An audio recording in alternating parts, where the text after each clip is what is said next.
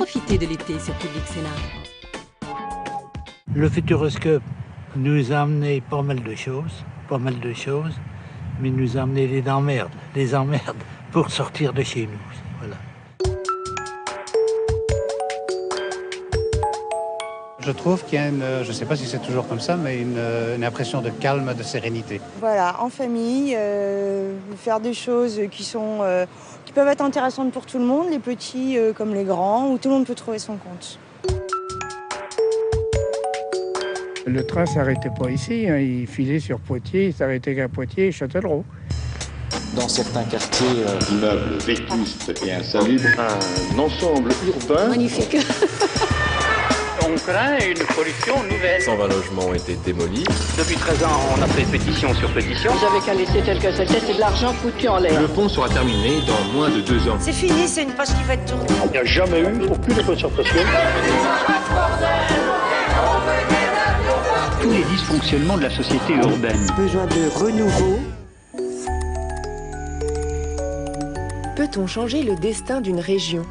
Transformer une terre agricole en Silicon Valley, où le high-tech et la fibre optique remplaceraient le tracteur et la moissonneuse-batteuse.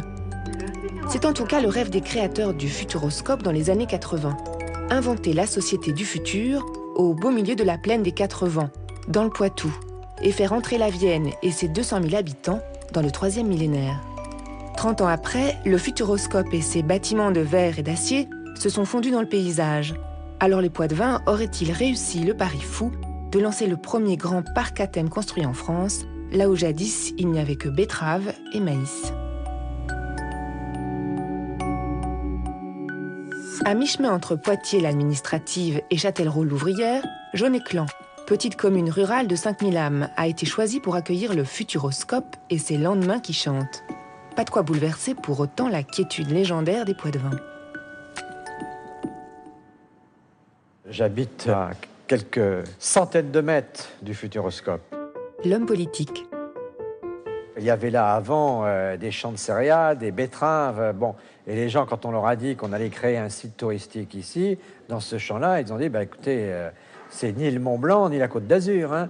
Donc, pour venir à Chasseneuil-du-Poitou, qui est une commune certes très charmante, mais qui n'avait pas d'évidence l'attractivité, c'était pas quelque chose qui était chez les gens projetable facilement. C'est clair pour vous l'idée du Futuroscope, de ce qui va s'y passer ? Écoutez, Claire, je ne sais pas, mais on va tâcher de s'y faire. J'espère qu'il va y avoir un restaurant et puis tout le tour des manèges et tout ce qui ira...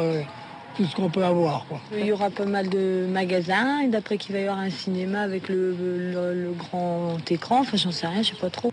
Vu de cette petite enquête, on s'aperçoit que le public a encore une idée très vague de ce que sera ce Oui, parc. je comprends tout à fait que les gens ne comprennent pas. D'ailleurs, s'ils étaient complètement sensibilisés à ce que nous faisons, ça voudrait dire qu'on ferait ce qui est ailleurs, donc on aurait copié. Là, ça fait 2 ans que on invente, mais on n'invente pas n'importe quoi. On vit dans le futur et on essaie d'apporter aux portes de Poitiers vraiment ce que sera la société de demain. Ancien ministre de l'économie, président du Conseil général et maire de Loudun, René Monory, le père fondateur du Futuroscope, est bien décidé à réveiller un département qu'il trouve un peu endormi. Son projet est d'associer sur un même territoire un parc de loisirs dédié aux images et à la communication, un pôle de recherche et de formation et une zone d'activité économique tournée vers les nouvelles technologies. Quand vous avez un département qui est principalement agricole et rural, que vous avez une démographie qui est vieillissante, si vous ne prenez pas de risque, vous êtes condamné. Il fallait aller chercher de la population, chercher des initiatives et de se dire il faut enrichir le département par l'attractivité. Nous sommes au début des années 80. Les lois de décentralisation viennent tout juste d'être votées.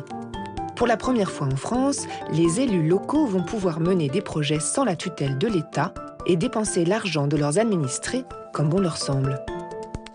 L'intelligence et le savoir-faire du président Monory a consisté à nous dire, est-ce que cet argent, on le met sur un seul projet ? Le maire. Et dans son idée, c'était le Futuroscope. Ou est-ce qu'on l'éparpille dans une multitude de petits projets, salles de classe, voiries et autres. Et il a su nous entraîner. En 1984, la première pierre du Futuroscope est posée. Coincé entre l'autoroute qui relie Paris à Bordeaux et la ligne de chemin de fer, le terrain n'est encore qu'un vaste chantier et personne ne sait vraiment quelle forme aura le projet. L'idée est d'aller vite et d'inventer en marchant. Le Futuroscope avait une particularité, c'est qu'il n'y avait pas de programme défini, gravé dans le marbre à l'avance. L'architecte. Il fallait exprimer le futur avec une architecture qui, elle, ne pourrait pas bouger. Donc il fallait être d'emblée en dehors des courants et des modes. Le jeune architecte a donc carte blanche, mais pour inventer le futur, il dispose de 30 millions d'euros, soit 10 fois moins que le budget du parc de la Villette ou de Disneyland. Contrairement aux apparences, le Futuroscope a été fait avec des moyens très mesurés. Par exemple, ce bâtiment que vous voyez là, qui est un de mes préférés, parce que c'est une boîte, c'est un hangar en fait, qui a devant lui une façade vitrée, et c'est un bâtiment qui est impressionnant, et c'est un bâtiment extrêmement raisonnable. Et il n'a pas coûté cher, entre guillemets, par rapport à son impact. Le choc des images, c'est le credo des concepteurs du parc, et il doit se retrouver dans l'audace des bâtiments. Les pavillons conçus par Denis Laming abritent des écrans géants et diffusent toutes les dernières innovations technologiques. Cinéma en 3D, images en haute définition, cinéma dynamique, une révolution dans ces années 80 où les ordinateurs sont encore un luxe et les images virtuelles une prouesse technologique. Si le Conseil général a su mobiliser les fonds publics pour bâtir le Futuroscope, les capitaux privés, eux, se font rares. Les professionnels du secteur ne croient pas en ce projet et le département doit donc assumer seul la gestion du parc. Personne n'était intéressé pour venir dans un département rural au milieu des champs de colza et de blé. Le conseiller général. Donc il a bien fallu que le conseil général parte un peu en éclaireur, fasse lui-même l'investissement, commence à gérer. Le succès est au rendez-vous. 3 ans après son ouverture, le Futuroscope accueille déjà près d'1 million de visiteurs. L'impact d'une telle fréquentation rejaillit à l'extérieur du parc. Hôtels, parkings, centres commerciaux, routes, ronds-points. Bref, en quelques années, c'est l'équivalent d'une ville de 10 000 habitants qui sort de terre, remodelant les paysages et les souvenirs de ses habitants.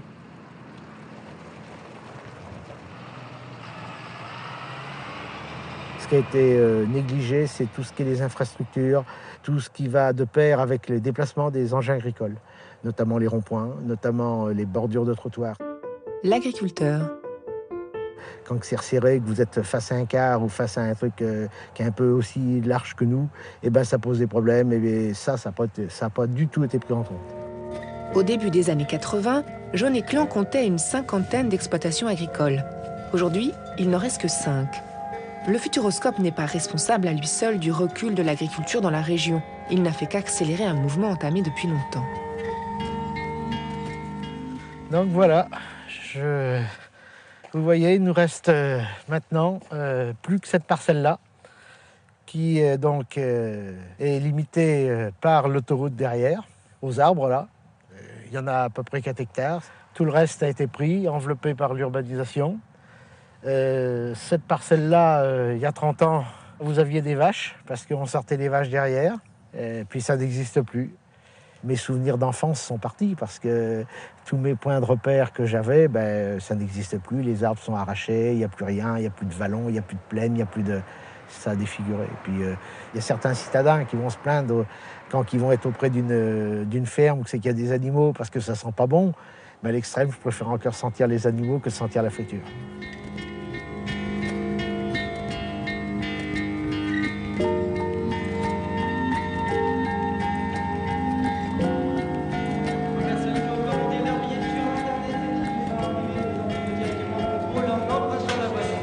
Changement d'époque, changement de culture. Le Futuroscope symbolise le déclin du monde agricole et l'avènement de la société de la communication. Devenu un lieu de visite incontournable, le parc attire chaque année près de 2 millions de visiteurs. On y vient de toute la France en famille, en groupe scolaire ou en colonie de vacances. L'important de ramener les jeunes sur un lieu comme le Futuroscope, contrairement au parc Euro Disney ou au parc Astérix, c'est que ce sont des activités qui sont uniquement de consommation. L'animatrice. Alors que le Futuroscope, ça permet déjà de découvrir une nouvelle région, de prendre le TGV, de leur faire quitter la ville. Et surtout un apport éducatif et pédagogique derrière, puisque le Futuroscope a quand même des robots, des genres d'attractions qu'ils n'ont pas l'habitude d'avoir au quotidien. Et je pense que c'est surtout ce genre de choses-là qui vont retenir à la fin du séjour. Ni musée, ni parc d'attractions, le Futuroscope propose une visite à travers des univers où se mélangent ludique, éducatif et innovation technologique, avec une promesse faite aux visiteurs, toucher du doigt le monde de demain. Le tout pour 45 € l'entrée par jour et par personne. Et à ce prix-là, il faut savoir se renouveler et surprendre le public. J'ai vu une photo de vous dans le futur où vous aviez des ailes déployées. Si oui. Ça marche? Si c'est possible. Oui, on peut faire le transfert. Tu veux un transfert? Ouais, on va faire transfert.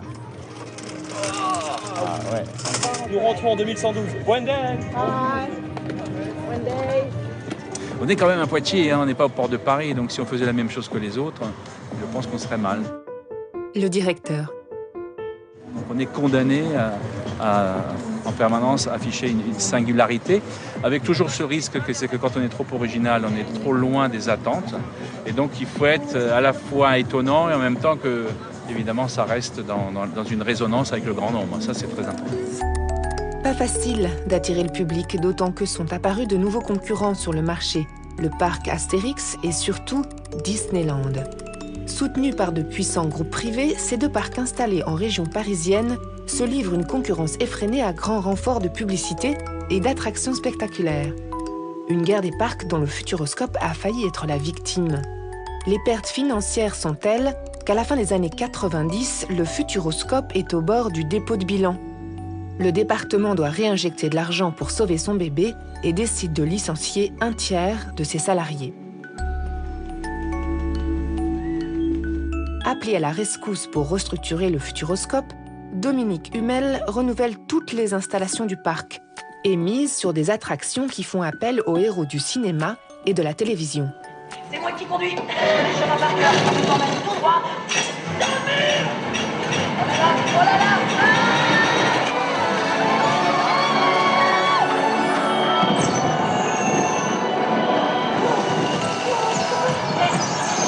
Vous avez vu, on est accueillis comme des héros.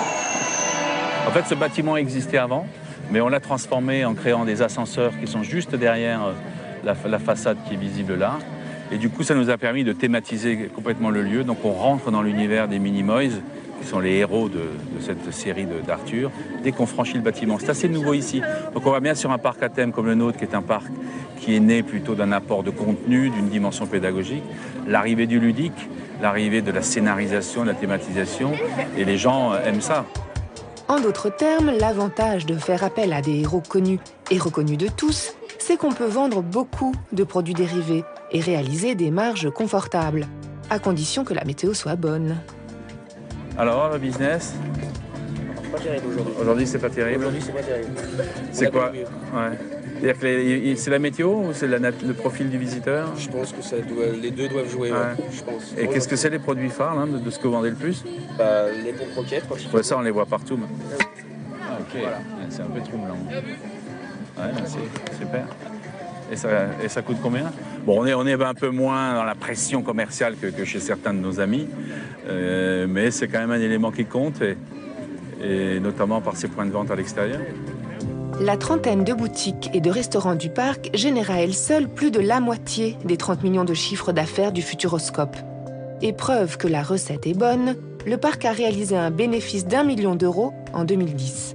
Le meilleur résultat depuis l'ouverture du parc. Une fréquentation en hausse, une rentabilité retrouvée, un futur plein de promesses, c'est le moment que choisit le Conseil général pour céder le contrôle du Futuroscope à la Compagnie des Alpes, un spécialiste des parcs d'attractions. Début 2011, le Futuroscope est vendu pour 30 millions d'euros, une somme bien faible si on la compare aux 300 millions qu'aura coûté le parc aux finances du département depuis 30 ans. Quand vous faites la course en tête, nous étions tout seuls. Disney n'était pas installé, le Puy du Fou n'était pas installé. Donc on a vu qu'à un moment, arrivaient d'autres parcs, s'installaient des concurrences sur le territoire français et même européen avec Euro Disney. Donc l'idée de renforcer la gestion, de faire appel à des gestionnaires compétents, experts en la matière, était quelque chose qui commençait à frapper l'esprit de mes collègues dans cette assemblée. Alors qu'au départ, quand vous êtes tout seul sur les rails, que ça marche bien, vous n'avez pas de concurrence autour, la question s'était pas posée, et puis c'était peut-être un petit peu trop beau pour envisager de le partager avec quelqu'un, peut-être aussi. Voilà.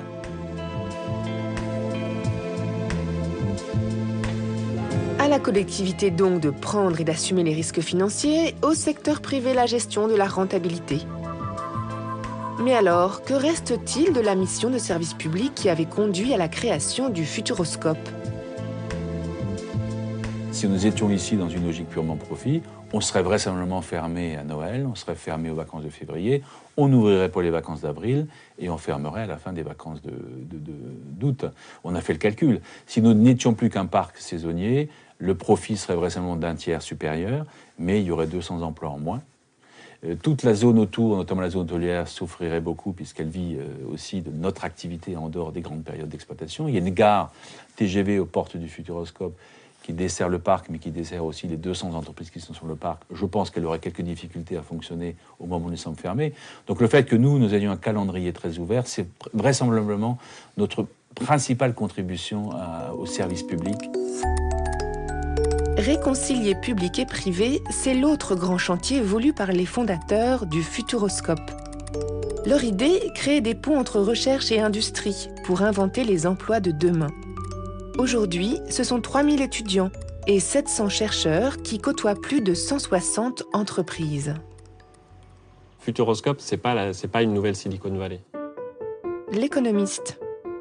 Même si parfois on aimerait faire un peu passer cette idée-là, c'est pas de la haute technologie, c'est pas plein. On a des entreprises innovantes, on a des relations entre les laboratoires et les entreprises, mais on est très très loin d'une zone type Silicon Valley. C'est très là, toutes les études disponibles montrent d'abord que c'est pas des choses qui se décrètent. C'est pas des choses qui se décrètent. C'est pas parce qu'on a décidé d'investir massivement que ça y est, de l'activité très innovante va se mettre en œuvre. C'est des processus d'abord historiquement très très longs. Et qu'on a du mal, voilà, on ne peut pas imposer ça. L'exemple de Novéol est donc tout à fait exemplaire.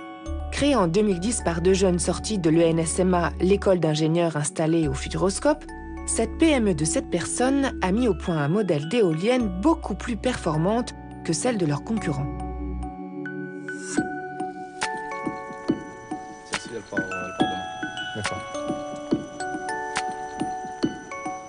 Ce qui est sûr, c'est qu'on n'aurait jamais pu lancer le projet si on n'avait pas eu en région les aides financières et les accompagnements en termes de conseils, techniques, etc. qu'on a eu. Les entrepreneurs locaux. Parce que 2 jeunes pas encore diplômés qui se lancent et qui n'ont que leurs économies ont finalement pas les moyens de lancer un projet industriel. C'est aussi une belle vitrine parce que, par exemple, la première installation qu'on a faite, c'était un beau cadre d'avoir une éolienne comme ça, innovante, dans un site comme le site du Futuroscope. Les 2 jeunes ingénieurs vont s'appuyer sur toutes les ressources du territoire. D'un côté, ils font appel au labo et à la soufflerie de leur ancienne école. De l'autre, ils sollicitent les aides de la région qui leur permettent de lancer la fabrication des premiers prototypes. Et ça marche, les investisseurs affluent. Les carnets de commandes de la toute jeune PME sont déjà pleins. De quoi attirer les investisseurs, mais aussi d'autres régions françaises qui verraient bien s'installer ces éoliennes futuristes sur leur territoire. La question de la région, c'est une question qu'on se pose souvent parce qu'on est démarché au moins une fois par semaine par des régions concurrentes. Il y a énormément de concurrence de territoire, ça existe. Et donc il y a beaucoup de régions, notamment dans le sud, qui nous proposent leur technopole à elles, leur pôle de compétitivité. Il y en a beaucoup qui ont des attraits et c'est pour ça qu'au début on s'est vraiment posé la question. C'est toujours une question qui reste en permanence parce que c'est vrai que si demain on trouve beaucoup plus d'outils ou d'apports financiers dans d'autres régions, il faudra qu'on y réfléchisse. Pour le moment, c'est un choix qu'on a fait, on reste en région, mais c'est toujours quelque chose qu'on garde à l'esprit en tant que chef d'entreprise. C'est une question qu'on doit se poser. La concurrence entre régions fait donc rage. Tout le monde veut attirer les entreprises et les emplois qui vont avec. Les transports, le bassin d'emploi, la notoriété du Futuroscope sont des atouts. Mais il faut aussi offrir des aides, proposer des bureaux aux tarifs les plus compétitifs, etc. Et les premiers à profiter de cette compétition sont les entreprises du tertiaire et les centres d'appel en tête. il représente la moitié des 6 000 emplois de la Technopole. Alors qu'en est-il du rêve de bâtir la Silicon Valley du Poitou ? Si vous parlez à l'autre bout de la France ou de l'Europe, de Poitiers, peu de gens connaîtront. En revanche, vous dites Futuroscope, pas mal de gens vont connaître. Donc il y a eu cet effet image. Après, cet effet image, est-ce qu'il explique l'implantation d'entreprises sur la zone ? Là, moi, j'en douterais pour tout un ensemble d'entreprises, non. Soit ça a été du choix politique, encore une fois, avec le CNED, le CNDP, etc. Soit ça a été lié aux ressources disponibles. Alors que c'est lié à l'implantation du parc, hein, mais c'est pas un effet image. Les centres d'appel qui viennent sur le Futuroscope, dire qu'ils sont là pour... Peut-être c'est le petit déterminant en plus, mais je pense pas que ce soit le déterminant essentiel qui explique la localisation. C'est du foncier pas cher, c'est des équipements NTIC, et puis c'est de la main-d'œuvre disponible. C'est ça, quand même, à la base, ce qui a incité les entreprises à venir s'y implanter.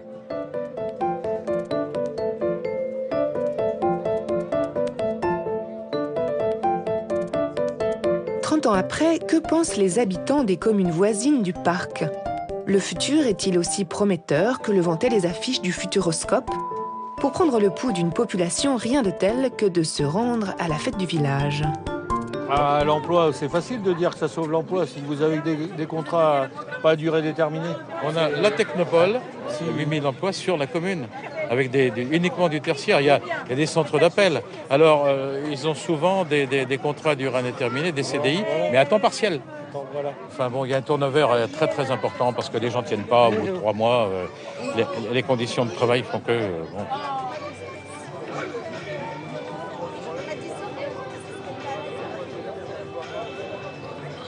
Il y a deux Chasseneuil. Vous avez Chasseneuil Silicon Valley, comme on appelle, hein, et Chasseneuil-le-Bourg. Vous n'êtes pas descendu. Vous verrez, il y a un site magnifique en bas. Et après, vous avez la défiguration de la France. Parce que d'un côté, vous avez ce qu'on appelle le high-tech, et de l'autre côté, vous avez la petite commune de la France profonde, comme on appelle. Parce que vous êtes dans la France profonde, là. Si. Oui, Poitiers, les Deux-Sèvres, nous sommes... vraiment considérés comme des paysans venant de Paris. Hein. Coincé entre l'agglomération de Poitiers et le Futuroscope, le risque est grand pour ces communes rurales de devenir une périphérie anonyme.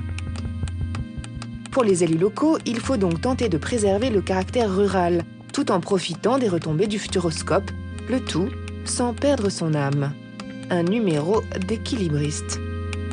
L'un des apports indéniables du développement du Futuroscope, c'est une sortie d'autoroute et c'est une gare que l'on voit ici, en construction à l'époque, avec la liaison piétonne qui se fait avec le Futuroscope. Il est évident que ces équipements, plus le développement d'activités qui sont produites là, ont entraîné un afflux de population. On pouvait petit à petit voir notre bourg se faire en quelque sorte phagocyter par le développement du Futuroscope et disparaître dans un développement qui nous dépassait complètement et dans lequel nous aurions beaucoup de mal à nous reconnaître. On a eu les moyens de maîtriser ce développement et de faire un réglage fin qui nous a permis de continuer à croître d'environ 2 à 3% par an de façon régulière, en incorporant cette nouvelle population à la population traditionnelle, en l'incorporant dans nos activités associatives et autres, de façon à ce que cette croissance continue à se faire de façon équilibrée.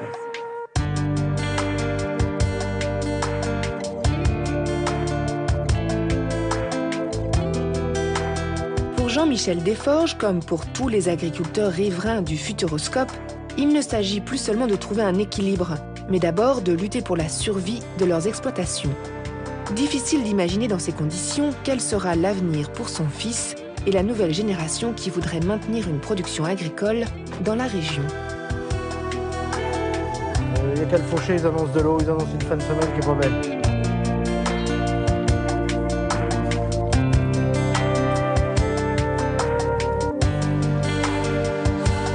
Et oui, heureusement que ça a plu l'autre jour, qu'il a tombé qu'elle est 18 mm. Hein. Moi, je suis né avec le Futuroscope, hein. J'ai tout le temps connu ça. Et même pour embaucher, j'habite dans Chasseneuil et tous les matins, je passe dans le Futuroscope avec ma voiture. Le fils de l'agriculteur. Et voilà, quoi, je m'y suis habitué. Et... Bon, c'est vrai que c'est un petit peu paradoxal par rapport à notre métier, parce qu'on est quand même des amoureux de la nature. Hein.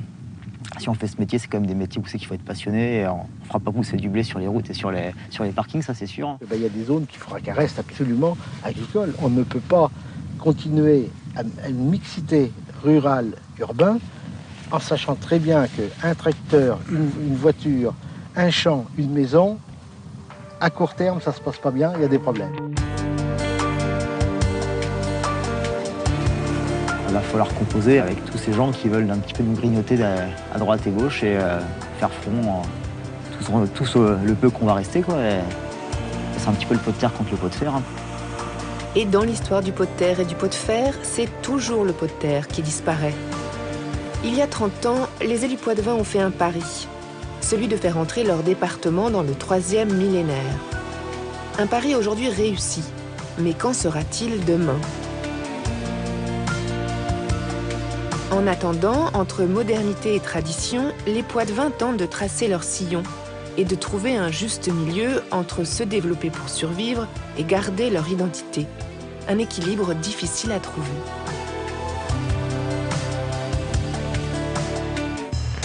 Dans certains quartiers, immeubles vétustes et insalubres, un ensemble urbain magnifique. On craint une pollution nouvelle. 120 logements ont été démolis.